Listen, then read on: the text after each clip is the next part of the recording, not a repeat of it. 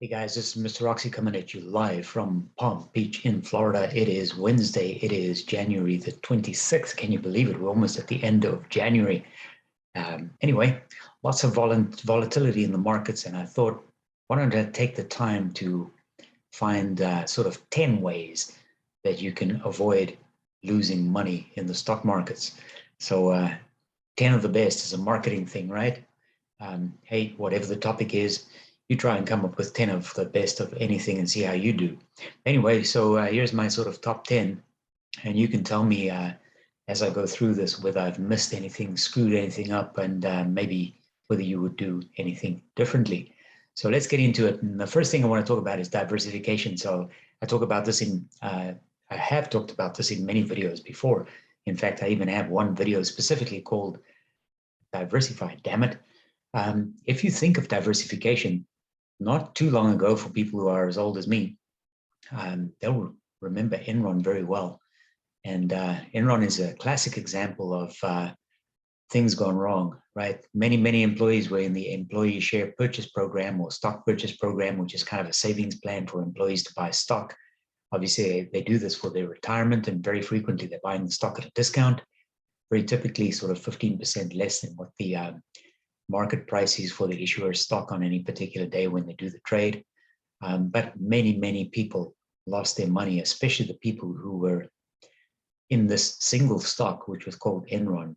And several of the employees who worked there actually had pretty much all their life savings in Enron. So don't let Enron be a lesson that costs you a lot of money when you can fall back on it and say, hey, you know what?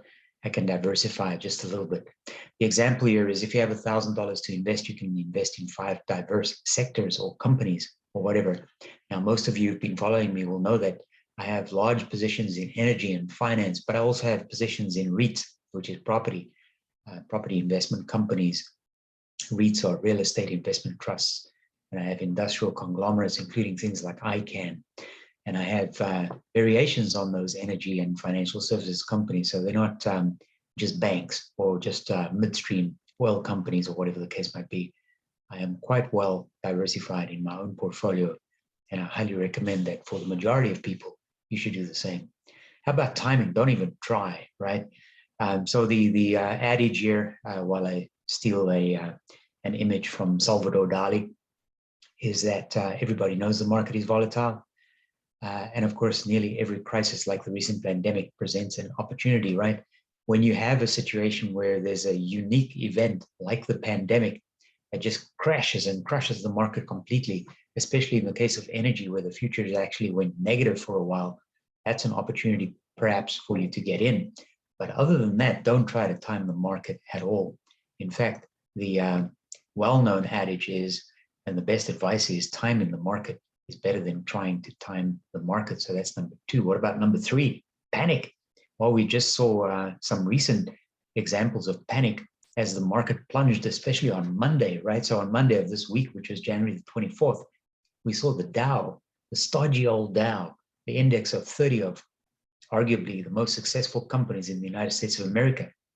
The Dow dropped 1,100 and something points in the space of just a few hours, only to recover and end up pretty much a wash. You know, it wasn't really a positive day at the end of it, but many of the people on our channel actually ended up in the green on Monday, which was a huge sell-off day. You know, I put sell-off in inverted commas or whatever the phrase is for that, because there's always someone on the other side of every trade, right? So if there's a big sell-off, there must be a sudden buy-in somewhere else. Anyway, what about panic? You know, we see people panic and they sell quickly. That's how you lose money, right? You've got to remain calm. And what you got to do is look ahead and evaluate the situation logically. Let's move on to number 4. What about catalysts? Every now and then there is a catalyst that triggers some stock market reactions. And of course, arguably the pandemic is one of those, except for the fact that it happened over a period of time. The catalyst is typically something that is relatively instant. So I put some examples down here, like breaking news, earnings, analyst upgrades and downgrades. You don't see these things coming unless you're an insider. Like if you work for a firm where you are the analyst, then your firm knows that you are going to downgrade the stock. Now, I'm not suggesting anything untoward is happening there, but there are people who know about it up front. Other things that happen is like just one tweet or something from a major influencer like Elon Musk or something can move a stock up or down, right? But you might find that a stock drops 10% just because of some bad earnings report or something like that. And that might be a catalyst for you to say, hey, I can buy some here. But remember, you must always do your own due diligence first before you do anything else. What about leverage? So leverage is a little bit of a challenging one because there are many people, including in our audience, who are very, very good at making money with other people's money for their own benefit. So if you borrow money and you are trading on the margin and you are making a lot of money and things are going well for you, that's great. But remember, high risk equals high reward, right? You also have to remember that the higher the leverage, the higher the fees and the losses too. So you got to be super, super careful. As you can tell by my opening remarks here on point number 5, I'm not anti-leverage. I'm just saying use it with caution.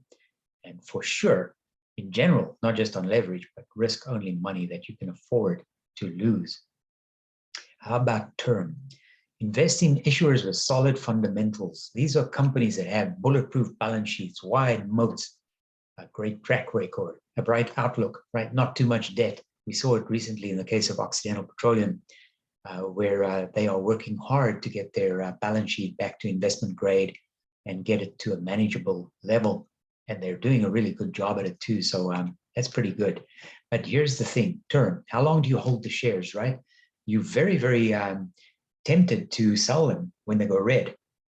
But that's not a good thing to do in general, right? Not always. I mean, sometimes it's good to cut your losses and get out of a bad stock. But in general, you really just have 3 choices, right? You can either hold, or otherwise you can buy some more, or otherwise you can do nothing.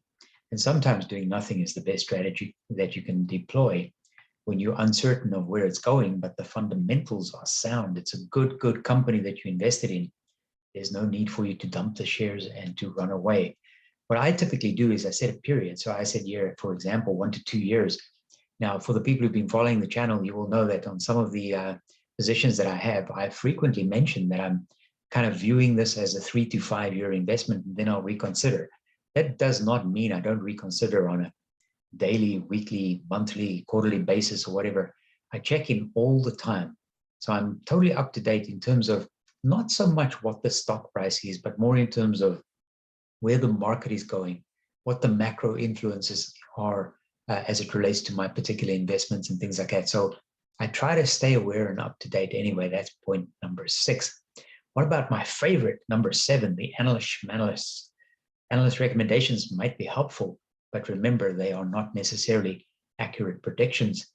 Many analysts, Jim Cramer's, hedge funds, managers, etc., share recommendations daily. It's okay to listen to the analysts. It's okay to pay attention to what they say. I mean, after all, this is their job, right? The benefit that they have is if they get it wrong, they just readjust their expectations. Whereas if you and I get it wrong, we might lose some money. We don't want to lose money, right? Remember, it's your money and you need to know what the best strategy is for you in order to make your investments generate the return that you are expecting. What about risk? So risk comes up at us in a multitude of different ways. In fact, the easiest way to control people is through fear. And what the media drives as a primary objective and narrative is fear. They are always selling you the worst case scenario of anything. Just by way of a simple example, they will tell you that there was a crash on the highway at 8 o'clock this morning when you are on your way to work, but they will not tell you that prior to that and shortly after that, 100,000 cars are going to go through that same crash site, completely unaffected by anything whatsoever, just happily cruising by. You get where I'm going? It's their job to tell you that things are falling apart and the sky is falling, we're all going to die. The only thing that is certain about the market is uncertainty. And that type of mentality feeds risk, right? So what you want to do is do your due diligence, find those companies with those bulletproof balance sheets and great investments, especially if they're undervalued and you get your timing right, which is really, really tough. But if you can sort of get it right, you're in a good spot. The stock market offers great passive income potential for logical, patient, rational value investors.